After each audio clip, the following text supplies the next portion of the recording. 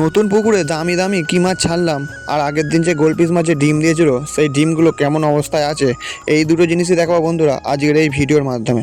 সকালবেলা চলে গেছিলাম নতুন মাছটা আনতে, তো মাছ নিয়ে আমি চলে এসেছি বন্ধুরা। তোমরা দেখো মাছটাকে আমি কাছ থেকে দেখাচ্ছি। এই মাছটার নাম হলো হাইপিন জ্যাবরা, অর্থাৎ এর লেজ আর পাখনা সব একদম বড় বড় হবে। যদিও এই মাছগুলো একদম ধাড়ি নয়, যখন এরা ধাড়ি হয়ে যাবে তখন আরও বড় হয়ে যাবে।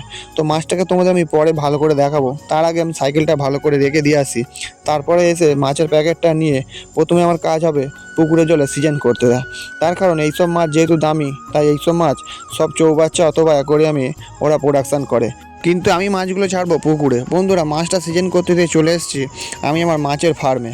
তার কারণ তোমাদের যেহেতু গোলপিস মাছের ডিম কী অবস্থায় আছে দেখাবো বলেছি, সেই জন্যই আসা। বন্ধুরা ভালো করে কাছ থেকে দেখো, প্রত্যেকটা ডিম কিন্তু কালো হয়ে গেছে, অর্থাৎ 2 থেকে 3 দিনের মধ্যে এই ডিমগুলো ফুটে সব বাচ্চা বেরিয়ে আসবে। আর বন্ধুরা একটা সুখের খবর আছে, কালকে রাত্রিবেলা আমি ফিশ ফার্মে এসেছিলাম, যে 3টে পেটির মধ্যে গোলপিস মাছ ডিম দেয়নি, সেই 3টে পেটির মধ্যে 2টো পেটিতে দেখি গোলপিস মাছের ডিম দিয়ে দিয়েছে। তোমরা একটু ভালো করে দেখো, এখানে হলুদ হলুদ ডিম কিন্তু ভালোভাবে বোঝা যাচ্ছে। তো বন্ধুরা 2টো পেটিতে ডিম দিয়েছে মানে, আর একটা পেটিতেই যা ডিম দিল না, তো যা 4টে পেটিতে যা বাচ্চা ফুটবে আমার মনে হয় পুষে যাবে। আর এই লাস্টের পেটিটা দেখো, এটাতে কিন্তু আগের দিনের ডিম সব কালো কালো হয়ে গেছে। তো যাই হোক বন্ধুরা, তারপরে চলে এসেছি আমি পুকুর পাড়ে। তার কারণ মাছটা অনেকক্ষণই সিজন করানো হয়ে গেছে, এবার শোলাটা নিয়ে আমি নামবো পুকুরে। আর এই যে ছোটো গামলিটা নিচ্ছি, এই গামলিটাতে আমি মাছগুলো ঢেলে তোমাদের দেখাবো। তার কারণ মাছগুলো বাইরে থেকে না দেখালে তোমরা ভালো করে বুঝতে পারবে না। তো গামলির মধ্যে প্রথমে আমি একটু পুকুরের জল অল্প পরিমাণ তুলে নিলাম, তারপরে মাছের প্যাকেটটা আমি নিয়ে আসবো। এবার প্যাকেটের মধ্যে অল্প একটু জল ঢুকিয়ে নিয়ে তারপরে আমি গামলির মধ্যে মাছ করা ঢালবো।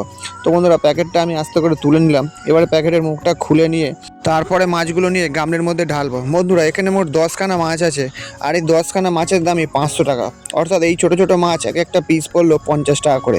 যেহেতু মাছগুলো ছোটো তাই এখন কটা মেল কটা ফিমেল এটা আমরা বলতে পারবো না। বন্ধুরা এইসব মাছ যারা চাষ করে তারা অ্যাকোয়ারিয়াম অথবা চৌবাচ্চায়, কিন্তু এই মাছগুলো আমি পুকুরে ছেড়েই দেখবো। তার কারণ যেহেতু আমার পুকুরের জলে প্রচণ্ড টেম্পার, তাই আশা করছি দিন 15-র মধ্যে এই মাছগুলো ধাড়ি হয়ে যাবে।